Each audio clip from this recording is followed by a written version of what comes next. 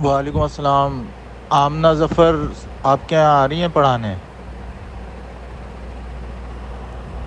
कि वो आई थी डेमो के लिए, लेकिन वो समझ में हमें आई नहीं, तो फिर उनको मना कर दिया था। मैसेज मैंने उनको उनका मैसेज आया था, तो फिर उनको मैंने मैसेज कर दिया था। तो आपको कोई और टीचर चाहिए तो बताएं। तबीन आ रही है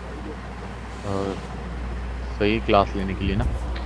तो बाकी एक है जो पिछली आ रही थी, मिस क्या नाम है, मिस आयशा राव। अच्छा, वो तो देखें, वो हमें क्या बोलूँ उनको। खैर, वो सैलरी भी उन्होंने ली हुई है और छुट्टियाँ भी कर रही हैं, और वो फिर पता नहीं क्या क्या, तो उनको तो मैंने मना कर दिया। उनको बोला भी कि जितनी आपकी पे बन रही है वो ले लें, बाकी सेंड कर दें। तो अब उनका कोई रिप्लाई ही नहीं आ रहा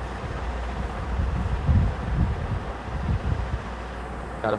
बाकी उनकी जो सिस्टर हैं साइमा राव और सदफ राव, उनसे भी कॉल पे बात हुई थी, तो वो लोग भी बोल रही हैं कि ऐसा नहीं है, वैसा नहीं है, फलाना नहीं, पता नहीं क्या क्या बातें करनी। खैर, हमने तो फिर मना ही कर दिया कि रहने दे, जब इतने मसले मसाइल हैं तो फिर आप करें ही मत जॉब।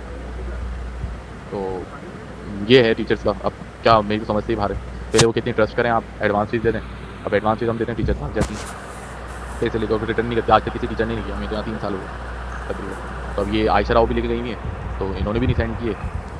तो अगर आपका इनकी किसी सिस्टर से रब्ता है, सदफ राव से या किसी से, तो उनको बोलेंगे, वरना मैं इनका कार्ड बना हुआ है, मैं सिक्योरिटी वाले की जो इनकी पुलिस स्टेशन पे वेरिफिकेशन गई भी, मैं फिर उसके हिसाब से फिर जो है ना उनको एप्लीकेशन लगाऊंगा। क्योंकि हर दफ़ा